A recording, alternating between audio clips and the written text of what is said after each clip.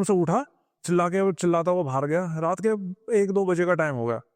उस टाइम पे बाहर सिर्फ सिक्योरिटी गार्ड्स थे तो रिसेप्शन एरिया में। तो उसने जाके सिक्योरिटी गार्ड को बताया कि भाई ऐसी ऐसी बात है, मेरे तो कमरे में मेरे को ऐसे ऐसे दिखाई दिया है। तो सिक्योरिटी गार्ड्स को भी बड़ी हैरानी हुई, बोले कि नहीं भाई ऐसा तो नहीं होना चाहिए, ऐसा तो आज तक नहीं हुआ, यहाँ पे तो बहुत गेस्ट्स रह चुके हैं। तो उन्होंने बोला आप एक काम करो, आप यहाँ पे रिसेप्शन में जो सोफा लगा हुआ है उसके ऊपर आप बैठ जाओ, आराम कर लो, और फिर सुबह आप अपना सामान लेके चले जाना यहाँ से। तो बोला ठीक है। फिर ये बताता है कि जब ये सोफे पे भी बैठा था ना, तो अंधेरे में इसको सामने आंखें जलती हुई दिखाई दे रही थी, जैसे कि दूर से कोई इसको देख रहा है गुस्से से, लाल आंखें जलती हुई दिखाई दे रही थी। लेकिन फिर सोफे के दूर एक साइड में बैठा था, और जो दूसरी साइड था सोफे का, वहां पे गणेश जी की मूर्ति लगी हुई थी एक, जैसे नॉर्मली होटल में एंट्रेंसेस पे लगी होती है। तो ये उस कोने पे जाके बैठ गया। फिर जब उस कोने पे जाके बैठा ना, फिर उसको आंखें लाल आंखें दिखाई देना बंद हो गई। उसके बाद ये फिर अपने घर आया। तो तब तक इसके घर वालों को भी पता चल गया था कि भाई ये जो है नॉर्मल चीज़ें नहीं है, इसके साथ कुछ ना कुछ ऊपरी चक्कर पड़ रहा है इस लड़के के साथ में। लेकिन अब प्रॉब्लम ये थी कि लड़का बताता कि हमें ये तो पता था कि भाई कुछ ऊपरी चक्कर है, लेकिन इसको ठीक कैसे करवाएं, इलाज कैसे करवाएं, ये समझ में नहीं आ रहा था। तो अगले कुछ महीने और ऐसे ही बीत गए, इसके साथ में ये सब चीज़ें होती रहीं। इस बीच में जो कि हमेशा होता है इस तरह के केसेस में, इसकी इसकी जो है तबीयत बहुत खराब रहने लगी। बहुत ही मतलब ऐसा हो गया था कि कुछ भी खाता उल्टी हो जाती, भूख नहीं लगती, और चिड़चिड़ा स्वभाव इसका होने लग गया था। इस तरह की जो टिपिकल चीज़ें होती हैं, हमेशा हर किसी के साथ ही होती हैं, जिसके ऊपर भी पोजेशन या इस तरह का असर होता है, सबके साथ में इस तरह की चीज़ें होती हैं। तो इसके साथ में भी ये होने लग गई चीज़ें। फिर इसके कोई मामा है, एक दिन उनका फ़ोन आया, उन्होंने बताया कि भाई हमारे यहाँ पे एक वो है, लेडीज़ हैं जिनके ऊपर माता आती हैं, लेडी भगत है, आप उनसे मिलो, वो इसका पक्का इलाज करेंगे। तो ये उनके पास लेकर गए फिर इसको। फिर उसको सारी बात बताई, तो उसने बताया, उस लेडी भगत ने, कि वो तब तक इस लड़के को भी एग्जैक्टली पता नहीं था कि भाई ये सब क्यों हो रहा है उसके साथ में।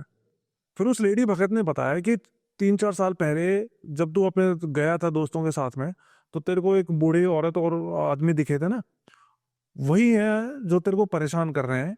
असल में उनको उनका बेटा हुआ करता था, जिसने उनको इतना परेशान कर रखा था कि उसने उन दोनों ने तो अपना सुसाइड कर लिया था। और तब से वो किसी ऐसे अपने बेटे की उम्र के किसी की तलाश में भटक रहे थे जिसके साथ वो आ सकें। और उन्होंने उस दिन तेरे को देखा, तो वो तेरे साथ ही लग गए हैं, और वो उस दिन के साथ में तेरे साथ ही रह रहे हैं, और वो तेरे को मार के अपने साथ में लेके जाना चाहते हैं, क्योंकि तेरे उनको लगता है कि तू उनके बेटे की कमी पूरी कर सकता है। तो फिर उन्होंने बोला कि इससे तू बच तो जाएगा, तेरे को मैं एक ताबीज़ बना के देती हूँ। फिर उन्होंने इस लड़के को एक ताबीज़ दिया, लेकिन ताबीज़ बनाते हुए इससे ये बोला कि इसको कभी भी अपनी बॉडी से अलग नहीं करना है, अगले कुछ सालों तक तो बिल्कुल भी हटाना नहीं है अपनी बॉडी से। तो उसके बाद ये बताता है, इसने ताबीज़ पहना तो वो सब चीज़ें बंद हो गई उसके साथ में, जो भी इसके साथ में होता था। डरावने सपने आना, बॉडी पे छाले पड़ जाना, और खासकर फ्राइडे की नाइट को जो सब कुछ बंद हो गया। लेकिन फिर क्या हुआ, 4-5 महीने बाद एक दिन नहाते हुए वो ताबीज़ टूट के गिर गया, और उसको पता भी नहीं चला कि वो ताबीज़ टूट के गिर गया। अब इसको जब इसने रियलाइज़ किया कि यार ये सब टूट गया है, तो अब मैं अपनी मम्मी को बताऊंगा तो मम्मी भी गुस्सा करेंगी, तो इसने अपनी मम्मी को भी नहीं बताया। कुछ दिनों तक ऐसे ही चलता रहा। अब वो ताबीज़ इसकी बॉडी से अलग हुआ, तो फिर से वही सब चीज़ें इसके साथ में दोबारा से शुरू होना शुरू हो गई। रात में डरावने सपने आना, ऐसा लगना कि जैसे कोई साथ में बैठा है, पकड़ के हिला रहा है, ये सारी चीज़ें। फिर एक दिन इसने अपनी मम्मी को बता ही दिया कि मम्मी जो है वो ताबीज़ मेरे से टूट गया है। तो मम्मी ने सुना, तो मम्मी ने भी गुस्सा किया। लेकिन फिर मम्मी भी क्या करेगी, फिर वो जल्दी से उसी के पास गए, उसी लेडी के पास में, कि भाई आपने जो ताबीज़ दिया था वो टूट के गिर गया है इसका। तो जब उन्होंने सुना तो उन्होंने बहुत गुस्सा किया। उन्होंने बोला कि जो ये क्रिया होती है, ये एक इंसान के ऊपर 2 बार नहीं करी जा सकती। मैंने एक बार तेरे ऊपर करी थी, अब मैं दोबारा नहीं कर सकती हूँ, और अब तेरे को सिर्फ भगवान ही बचा सकता है, अब तेरे को दुनिया में कोई नहीं बचा सकता है, क्योंकि ये दोनों आत्माएं जो तेरे साथ में लगी हुई हैं, ये बहुत ही ताकतवर हैं। इसके बाद उसने भी हाथ खड़े कर दिए, मना कर दिया कि मैं कुछ नहीं कर सकती। तो ये अपना घर आ गया वापस। अगले कुछ हफ्ते बीते, और वही सब चीज़ें इसके साथ में होना शुरू हो गई। फिर ये बताता है कि एक दिन इसका टूर लगा हुआ था पुरी का, और पुरी में एक मंदिर है, पुरी का तो मंदिर है, जगन्नाथ मंदिर बहुत फेमस मंदिर है। तो वहाँ जगन्नाथ मंदिर में ही, मतलब मैं तो गया नहीं हूँ पर्सनली, लेकिन लड़का बताता है कि वहाँ पे एक हनुमान जी का भी छोटा सा मंदिर है साथ में, हनुमान जी की एक मूर्ति है बहुत बड़ी। तो ये हनुमान जी की मूर्ति के पास गया वहां से, और इसने हनुमान जी से बोला कि हनुमान जी की पूजा तो करता ही था, बहुत रिलीजियस लड़का था। तो उसने हनुमान जी से बोला कि हनुमान जी, मैं बहुत अपनी जिंदगी से दुखी हो चुका हूँ, आप मेरी मदद करो, आप ही मुझे बचा सकते हो। और मतलब प्रेयर करी इसने हनुमान जी से। फिर वहां से क्या हुआ, पुरी से इसका जो घर आने का रास्ता था वो पूरा हाईवे से था, पूरा हाईवे का रास्ता था, थोड़ा सा बीच में कच्चा कच्चा रास्ता पड़ता था। तो इसने सोचा कि भी आराम से चला जाऊंगा, क्योंकि हाईवे है, कोई दिक्कत तो होनी नहीं, बाइक से आराम से आ जाऊंगा। तब तक बाइक भी खरीद चुका था ये अपनी। फिर शाम के टाइम पे 7-8 बजे के करीब ये वहां से निकला। तो जो कच्चे रास्ते से जा रहा था ना, तो इसको एक बूढ़ा आदमी चलता हुआ दिखाई दिया उस रास्ते पे। और वो आदमी इसको जो है हाथ देकर रुकने का इशारा कर रहा था। लेकिन इसने बाइक नहीं रोकी, कि ये सोच के कि यार पता नहीं अनजान इलाका है, कोई चोर लुटेरा भाई हो सकता है।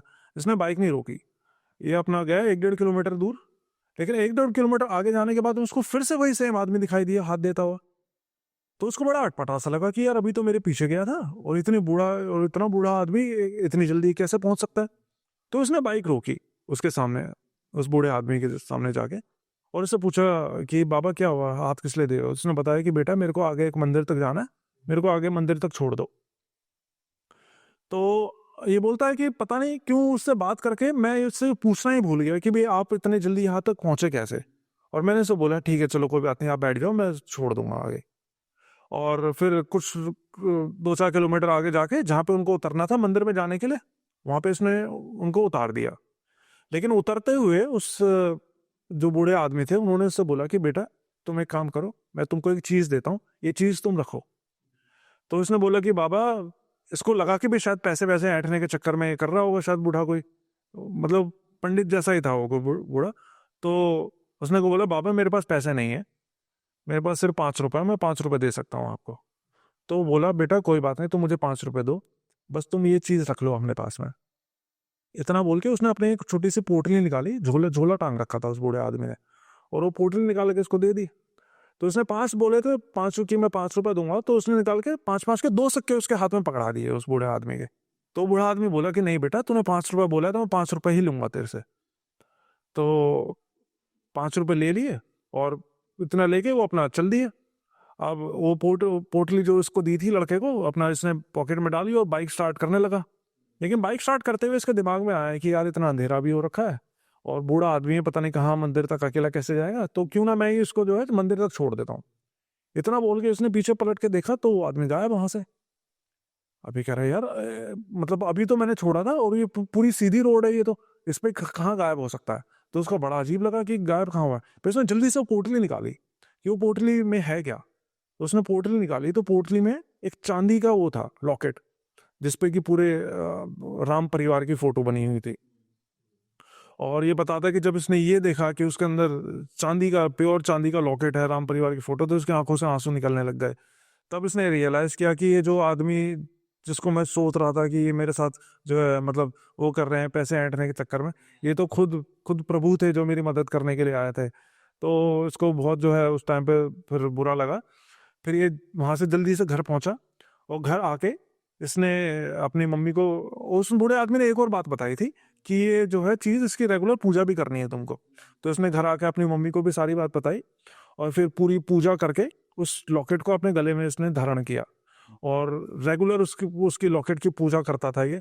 और ये बताता था कि उस दिन के बाद से इसके साथ में वो सारी चीजें होना बंद हो गई जो इसके साथ में इतने सालों से होती आ रही थी, जिसका कोई इलाज ही नहीं कर पा रहा था। वो सब कुछ अपने आप होना बंद हो गया। फिर कुछ साल बाद इसके लड़के की शादी हुई, तो इनके यहाँ पे उपनयन संस्कार होता है कोई, मेरे ख्याल से शायद वो जनेऊ जो पहनाया जाता है। तो उपनयन संस्कार के टाइम पे जो पंडित जी थे उन्होंने बोला कि भाई अब इस लॉकेट को तुम उतार के रख दो। और क्योंकि उसमें एक रुद्राक्ष भी था उस लॉकेट में ना, रुद्र हनुमान जी वो एक रुद्राक्ष भी लगा हुआ था साथ में। तो शादी के टाइम पे पंडित जी ने बोला कि भाई पति पत्नी के बीच में हनुमान जी नहीं आ सकते हैं, और ये रुद्राक्ष भी तुम अब जो है उतार के रख दो। तो उन्होंने वो कर लिया अपना उपनयन संस्कार किया, वो उसको निकाल के मंदिर में रख दिया। और फिर ये बताता है कि मंदिर में रखने के 3-4 दिन बाद वो उनके मंदिर से गायब हो गया लॉकेट अपने आप। और तब तक वो सारी चीजें ठीक हो चुकी थी, इनकी सब कुछ ठीक हो चुका था। और उसके बाद में उसके साथ कभी वो सब नहीं हुआ। और उनके फिर इसकी शादी के बाद में इसकी एक बेटी भी पैदा हुई। और ये कहता है कि मेरा मानना है कि वो बेटी माँ मंगला का ही रूप है, जो कि बेटी के रूप में हमारे घर में आई है। तो कहने का मतलब कि ये एक ऐसी स्टोरी थी, मेरा पर्सनली ऐसा मानना है। और सिर्फ मानना ही नहीं है कि तो इतनी सारी स्टोरीज मैं आज तक सुना चुका हूँ, सब में यही है कि पूजा पाठ से इन सब चीज़ों का हल होता नहीं है। सिर्फ पूजा पाठ से अगर किसी के ऊपर ब्लैक मैजिक वगैरह करवा दिया जाए तो वो सिर्फ तभी ठीक हो सकता है अगर वो किसी से जाके क्रिया करवाए, कटवाए उसको। सिर्फ पूजा पाठ से नहीं हो सकता। लेकिन ये एक पहली ऐसी स्टोरी थी जिसमें सिर्फ उसके भक्ति भाव से और पूजा पाठ से वो लड़का बचा इन चीज़ों से। पूजा पाठ वाली चीज का ना एक और पहलू है, मैं अपनी तरफ से ऐड करना चाहूंगा। करण भाई याद है आपको आए हुए थे, तो उन्होंने कोई ऐसी स्टोरी सुनाई थी जहाँ पे कहते हैं कि पूजा पाठ से उसको और शक्तियां मिल रही थी। मतलब कहने का मतलब है कि ये भी एक पहलू है कि पूजा पाठ से आपने कहा कि जरूरी नहीं कि जाए, हाँ दूसरा पहलू ये भी कि उनको शक्तियां भी मिलती हैं, इस हाँ तरह हाँ, की बिल्कुल चीजें भी बिल्कुल होती हैं। बिल्कुल। उन्होंने बताया था काफी ऐसी योनियां होती, काफी ऐसे प्रेत होते जो खुद हनुमान जी की पूजा करती हैं। करेक्ट। जैसे मैंने फर्स्ट पॉडकास्ट में ब्रह्म राक्षस की स्टोरी सुनाई थी ना, हाँ हाँ ब्रह्म राक्षस की एक भेजी थी किसी ने स्टोरी। तो ब्रह्म राक्षस वो पेड़ पे रहता था, तो कोई नीचे पंडित जी जाके वहां पे हनुमान चालीसा पढ़ने लग गए। तो ब्रह्म राक्षस ऊपर से बोल रहा है कि भाई तुम तो गलत उच्चारण कर रहे हो हनुमान चालीसा, हनुमान चालीसा का उच्चारण ये है। उसने बोल के सुनाया फिर उनको। तो कहने का मतलब कि इन चीजों को फर्क नहीं पड़ता इन चीजों से कोई।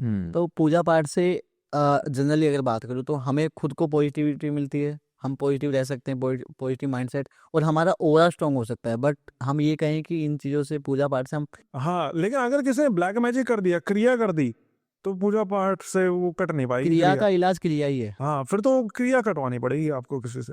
और जरूरी नहीं वो कट भी जाए, वो पता नहीं इतनी स्ट्रॉन्ग ब्लैक मैजिक होते हैं आजकल, तो बहुत मुश्किल हो जाता है जी। ज्यादातर जो बुरा होता है ना, सॉरी मैं आपकी बात कट कर रहा हूँ, ज्यादातर वो होता है एक्चुअली क्रिया। ब्लैक मैजिक में भी क्या होता है ना, कुछ लोग हाथ धो के पीछे पड़ जाते हैं। आपके ऊपर किसी ने कुछ करवाया, आपने उसका जाके इलाज करवाया, फिर से कुछ टाइम बाद फिर से क्रिया करवा दी उन्होंने, फिर से छोड़ दिया ये सब चीजें। और आप यकीन नहीं मानोगे कि इतनी छोटी छोटी चीजों, मतलब इनको भेंट दी जाती है ना। किसी चीज को जब छोड़ा जाता है, जैसे किसी आत्मा को छोड़ रहे हैं, जिन को छोड़ रहे हैं, तो उनको भेंट दी जाती है। तो आप यकीन नहीं मानोगे, एक अंडे की भेंट दी जाती है, एक दारू की बोतल की भेंट दी जाती है। अंडा कितने, 8 रुपए का एक अंडा। एक 8 रुपए के अंडे की भेंट देके वो किसी की जान ले सकते हैं। ऐसी ऐसी आप सोच के देखो, आपकी जान की कीमत क्या है? 8 रुपए का अंडा। 8 रुपए का अंडा। अरे मुझे ना कुछ भी ऐसे ब्लैक मैजिक का एक्सपीरियंस नहीं था। पॉडकास्ट वॉडकास्ट करने लगा तो मुझे चीज़ें पता लगी। और पहली बार मैंने पता कब देखा विकास, हाँ अभी ये दिवाली अभी गई है, हम यहीं पे ही आए होते, रात को घूम रहे थे। हाँ आप शायद उस वक्त पे कहीं गए हुए थे। हाँ, मैं नहीं था यहाँ हाँ, पे। तो रात को हम 12 बज गए करीब, और हम अपने घर पे जा रहे थे। हम कार में थे, मेरी कार में थे। और लकी ने मुझे नोटिस कराया चौराहे पे कुछ किसी ने कुछ ना कुछ करा हुआ है। तो लकी ने मुझे पॉइंट आउट करा के, भाई देखो 12 बज के शुरू हो गए इनके। मैंने सच में देखा, मैंने लोगों ने कुछ ना कुछ करके रखा हुआ है, मटके वटके कुछ ना कुछ चौराहे पे, पॉइंट पे, सेंटर। दिवाली वाले दिन, दिवाली वाले दिन, दिवाली के आसपास बहुत करते हैं। हाँ, दिवाली अमावस्या की भी तो रात होती है ना, तो हाँ बहुत चीजें होती हैं। कहते हैं कि उन दिन ज्यादा इनका इफेक्टिवनेस ज्यादा होता है। ये तो होता है। तो ब्लैक मैजिक से रिलेटेड जब हम टॉपिक छेड़ ही रहे हैं, तो कुछ आपके पास एक्सपीरियंस या फिर कुछ शेयर हुए आपके साथ रिलेटेड? ब्लैक मैजिक से रिलेटेड चलो एक स्टोरी सुनाता हूँ, वो पंजाब की है ब्लैक मैजिक की। जी। कुछ साल पहले, कई साल पहले भेजी थी मेरे को, 4-5 साल पहले मेरे किसी व्यूअर ने भेजी थी। बेसिकली एक फैमिली रहा करती थी, गांव का एरिया था वो। गांव में वो 3 भाई थे, और जो सबसे बड़ा भाई था उसका नाम था दारा सिंह। और जो छोटे, सारे मैरिड थे, सबके बच्चे थे।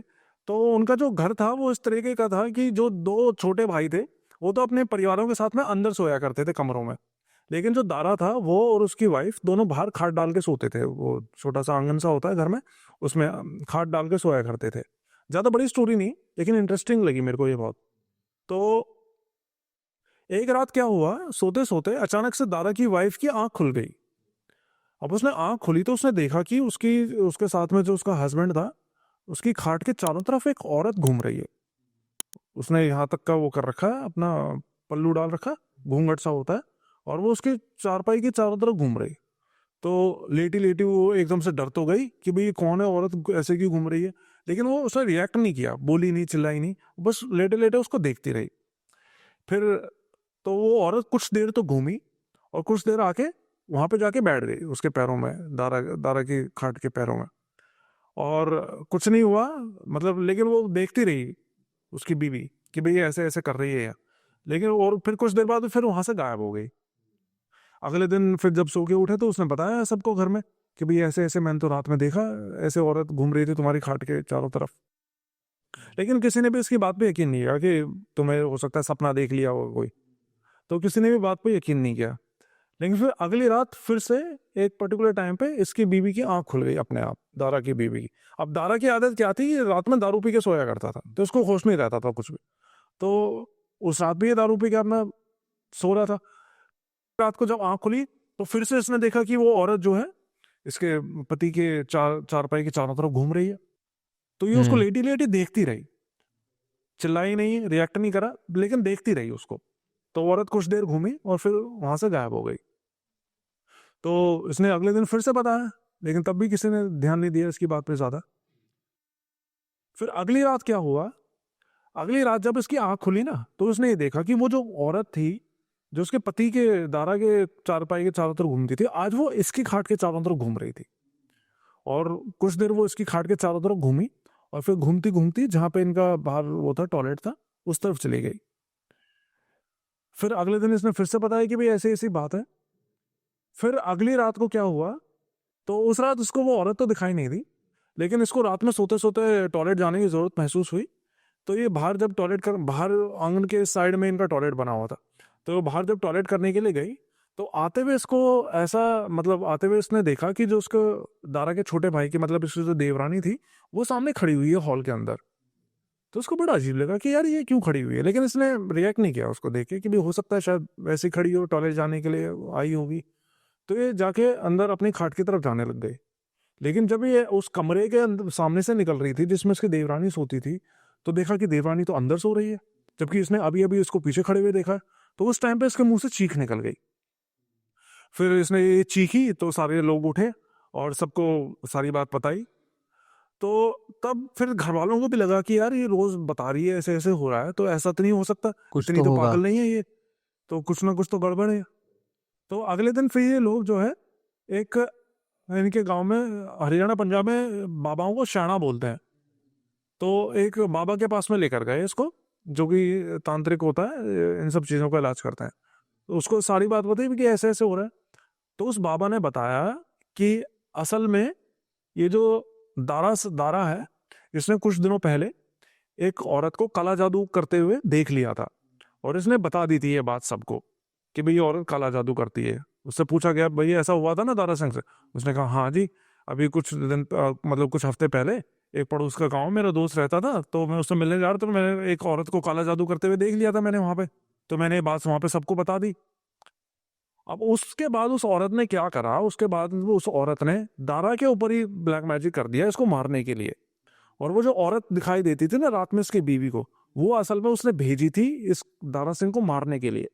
लेकिन वो बताता है कि इसकी किस्मत अच्छी है कि जब भी वो इसको मारने के लिए आती थी ना, इसकी बीवी की अपने आप आंख खुल जाती थी, क्योंकि एक ऐसा रिलेशन होता है ना पति पत्नी का, उसको वो फिक्र करती थी, तो ऑटोमेटिकली भगवान उसकी आंख खोल देता था।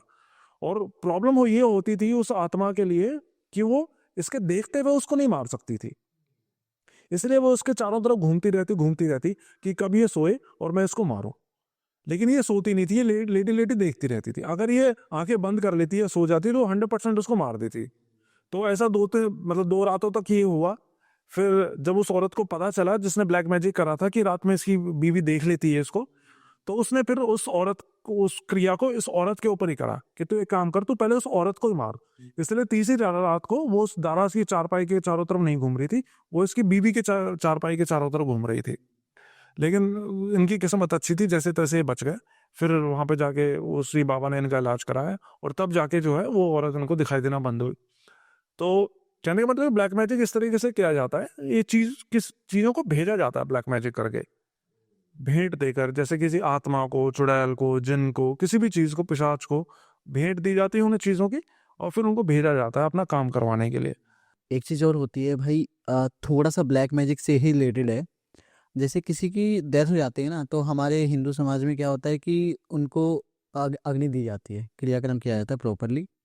और हमने देखा है कि जब भी अग्नि देते हैं हम, उसके कुछ दिन तक या एटलीस्ट उस दिन उनका पूरा ध्यान रखा जाता है कि उनके आसपास कि कोई ना कोई रहता है या फिर बीच बीच में आके चेक करते हैं।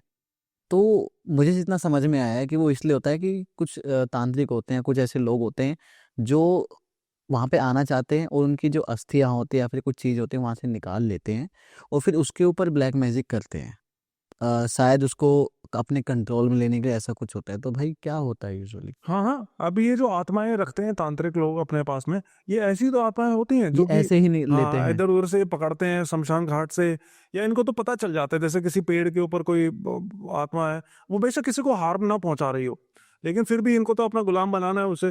तो कभी कभार जो है वो आत्मा अपनी खुशी से किसी भेंट के चक्कर में करती है इनके लिए काम, या फिर जबरदस्ती भी उनसे काम करवाते हैं कि अगर वो नहीं करेगी तो ये उसको जो है मार भी लगाते हैं। ये सब चीज़ें भी होती हैं। तो ये जो है जो आपने बताया कि 13 दिनों तक ध्यान रखना होता है, इसके पीछे बहुत सारी चीज़ें हैं। ये भी बताया जाता है कि भाई 13 दिनों तक उस जो मृत व्यक्ति है उसकी आत्मा जो है मोह छोड़ नहीं पाती अपने परिवार से, तो वो 13 दिनों तक अपने परिवार में ही रहती है। 13वें दिन फिर जाके उसका जो है वो जाती है, उस दूसरी दुनिया में जाती है। हालांकि आजकल तो जो है 13वीं तो 13 दिन तो कहने की बात है, 13वीं तो पहले ही कर दी जाती है, 5वें 6ठे दिन भी कर दी जाती है 13वीं। तो बहुत सारी चीज़ें हैं, शास्त्रों में तो बहुत कुछ लिखा हुआ है, हालांकि मुझे इतनी नॉलेज नहीं है शास्त्रों और कर्म कांड वगैरह की, लेकिन जैसा जो नॉलेज है थोड़ी बहुत मेरी, उसके हिसाब से मैं ये बता सकता हूँ आपको कि ये चीज़ें रहती हैं। आत्मा मरने के बाद ऐसा नहीं है कि आत्मा एकदम से चली गई, वो रहती है कुछ टाइम के लिए वहाँ पे। मुक्ति तो मिल भी जाती है, नहीं भी मिलती, लेकिन जब तक नहीं मिलती तब तक तो फिर भटकती है बेचारी आत्मा। तो मैंने एक्चुअली अभी रिसेंटली ऐसा सुना कि किसी एक लेडी थी कोई, उनकी डेथ हो गई थी। तो उनको उनके जो अस्थियाँ होती हैं उनके जहाँ पे क्रियाक्रम किया गया ना, जहाँ पे उनको अग्नि दी गई, वहाँ पर कुछ ऐसा हुआ कि वहाँ पे कुछ छेड़छाड़ की गई। जब लोग वापस से गए तो वहाँ पर देखा कि वहाँ पे दिए जलाए गए हैं आसपास, और वहाँ पर बैठकर किसी ने खाना खाया है। वहाँ पर थाली है, प्लेट है, ये सब है, वहाँ पर किसी ने बैठ के खाना खाया है।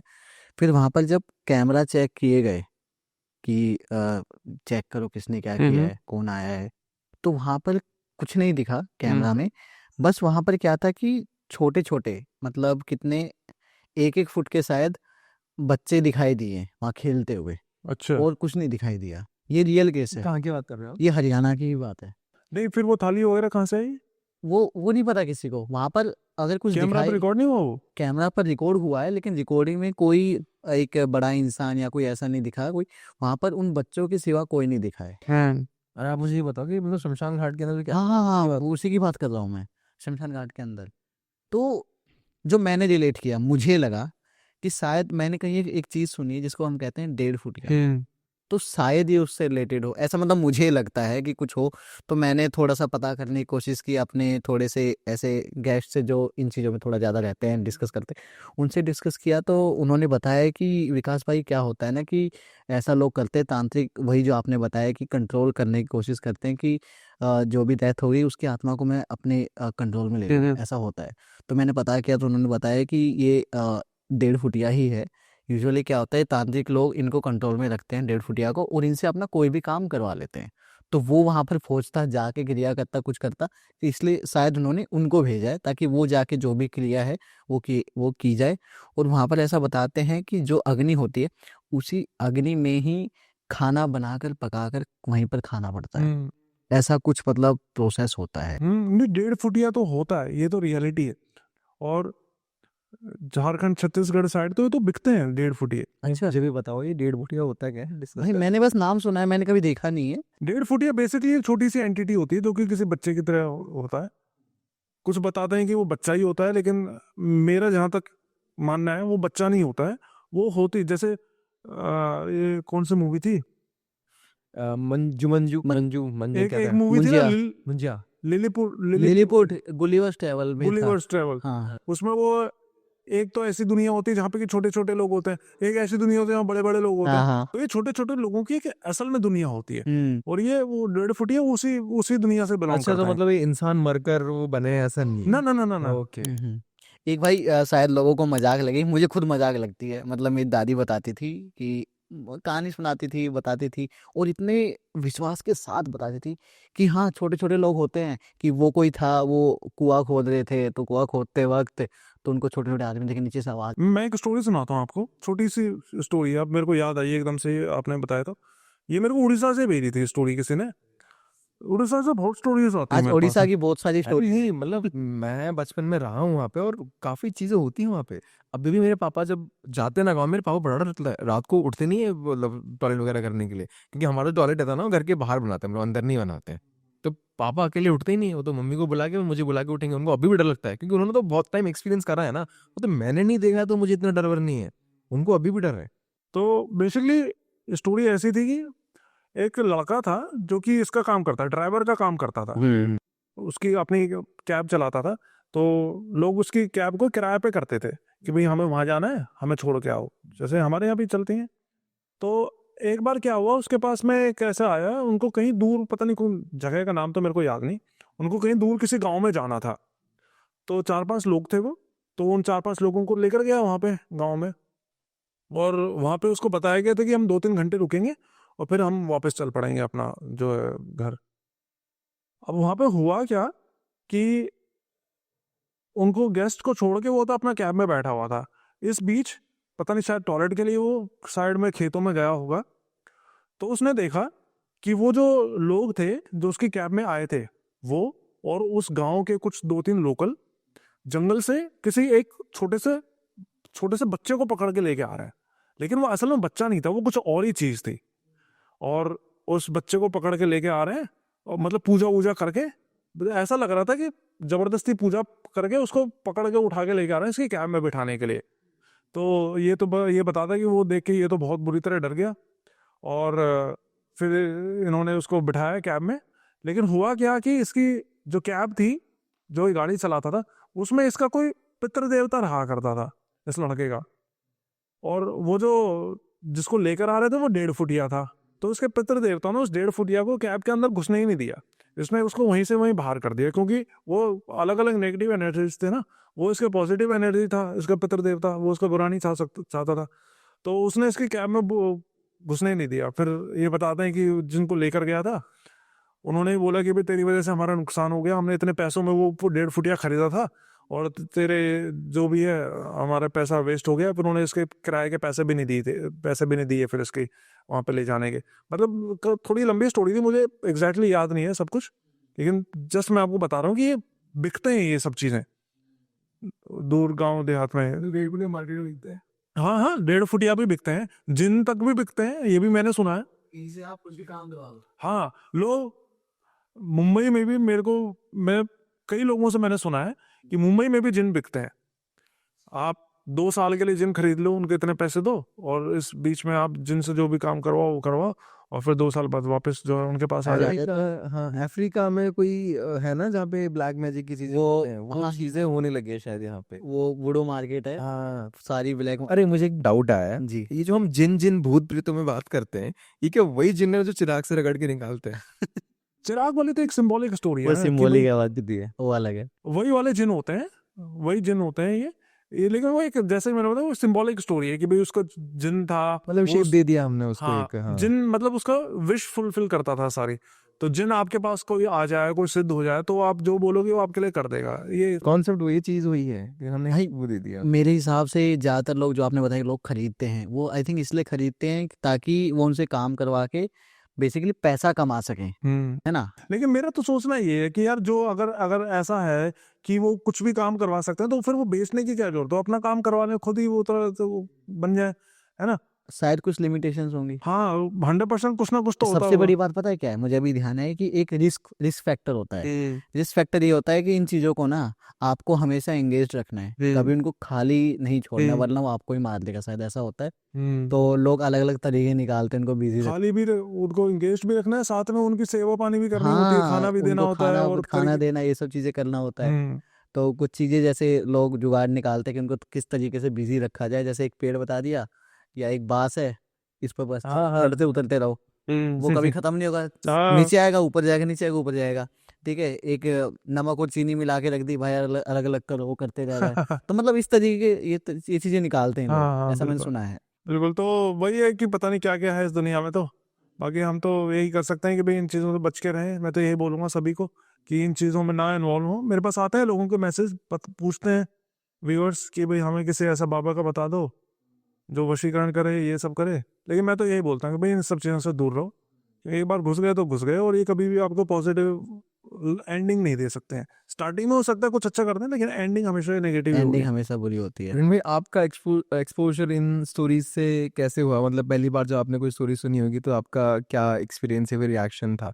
मैं थोड़ा सा उस नोट पे मूव करना चाहता हूँ। मैं तो सच बताऊं तो देखो, मेरे को 4-5-6 साल पहले जब मैंने चैनल स्टार्ट करा था, तो मैं इंग्लिश स्टोरीज सुना करता था, हॉरर स्टोरीज। हिंदी में तो होती नहीं थी उन दिनों इस टाइप की स्टोरीज। तो मैंने एक सर्च एंड रेस्क्यू का एक स्टोरी थी रेडिट के ऊपर, वो मैंने पढ़ी थी। तो मेरे को इतनी इंटरेस्टिंग स्टोरी लगी, बहुत ही अच्छी स्टोरी लगी। और तब मैंने फैसला किया था कि यार मैं ये स्टोरीज अपने व्यूअर्स के लिए लेकर आऊंगा। और आज की डेट में भी वो वाला जो वीडियो था मेरा सर्च एंड रेस्क्यू वाला, वो सबसे हाईएस्ट व्यू वाला मेरा, ऑलमोस्ट 2 मिलियन के करीब उस पर व्यूज़ है। तो सबसे हाईएस्ट व्यूज़ वाला वो वाला वीडियो है मेरा। तो वहाँ से ये सब चीज़ें स्टार्ट हुई थी। स्टार्टिंग हुई थी ये बाहर के विदेश की स्टोरी से। फिर जैसे जैसे व्यूअर्स जुड़ते रहे तो अपने खुद के एक्सपीरियंसेस भी भेजते रहे। तो अब तो ऑलमोस्ट हर हफ्ते जो भी मैं वीडियो डालता हूँ, व्यूअर्स के एक्सपीरियंसेस होते हैं। आपको पर्सनली हुआ है कुछ? पर्सनली तो ऐसा कुछ खास नहीं हुआ है। बाकी छोटा सा किस्सा था जो आपने बताया था हाँ, हमारे वो चैनल एक पर। छोटा सा था, वो मैं बता दिया था एक बता बार दिया पहले। था। अच्छा, किस्सा है क्या? नहीं, ऐसा कुछ खास तो नहीं हुआ है, छोटी छोटी चीजें होती रहती हैं, तो उनको हम इतना ज्यादा सोचते नहीं। स्टूडियो वाली बात आपने सुनाई है क्या कहीं पे? स्टूडियो वाली अभी तक तो शेयर नहीं की। और मैं करते क्या? अ, पुराना स्टूडियो था वैसे भी वो। वो स्टूडियो पुराना था। करना चाहिए। चाहिए, करना चाहिए। आप आ चुके हो स्टूडियो पर। हमारा पहला पॉडकास्ट जिस स्टूडियो पर अच्छा। हुआ था ना, उस स्टूडियो की बात है। अच्छा। वो कैसा था कि उस स्टूडियो में ना हमने सीसीटीवी कैमरास लगाए हुए थे। तो वो सीसीटीवी कैमरा थे मोशन सेंसर वाले, यानी कि कुछ भी मोशन होता तो एक्टिवेट हो जाते और मेरे मोबाइल पर नोटिफिकेशन आता था। और उस स्टूडियो में क्या हुआ था कि पहला पॉडकास्ट ही हॉरर हुआ था। अच्छा। आप सोचो, एक नई जगह में शिफ्ट हो रहे हो और वहां पर पहली चीज, शुरुआत की चीज की हॉरर के साथ कर रहे हो आप। डार्क ऐसा नेगेटिव चीज। नेगेटिव चीज ऐसा मैंने किया क्योंकि मैं नहीं मानता था, नहीं सोचता था उस तरीके से। कैमरास लगे, नोटिफिकेशन आते थे मेरे पास।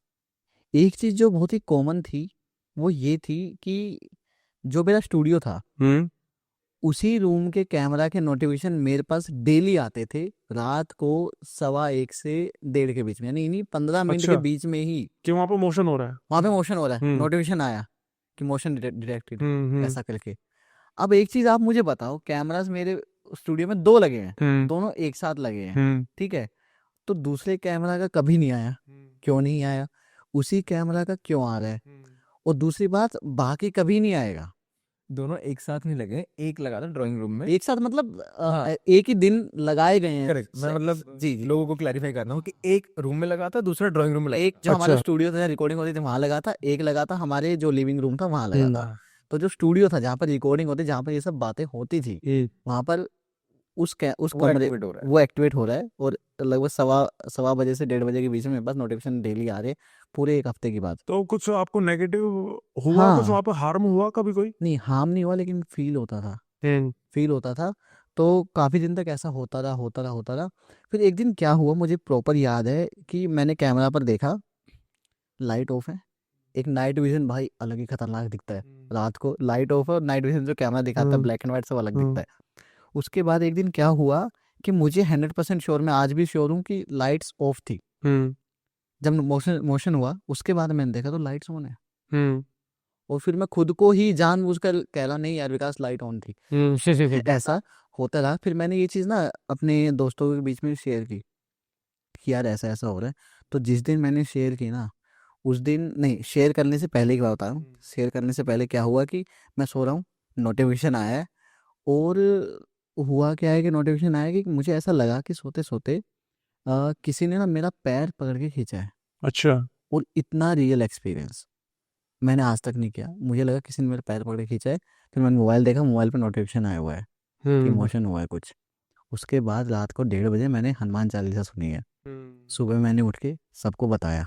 कि यार ऐसा-ऐसा हो रहा था, मैंने किसी को बताया नहीं और रात को आज तो ऐसा हो गया रात को कि नोटिफ़िकेशन आया, किसी ने मेरे पैर पकड़ के खींचा है, मुझे उठाया या पता नहीं क्या हुआ है, क्या नहीं, ऐसा हुआ है।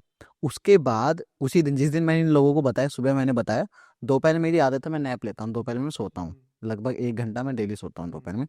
तो मैं दोपहर में सोया, दोपहर में क्या हुआ मेरे साथ कि दोपहर में मैं उठा हूँ, मैं उठ गया हूँ, ठीक है? पानी पिया है, उठकर आया हूँ तो मैंने देखा है कि मैं सो रहा हूँ। अपने आप को सोता हुआ देख रहा है।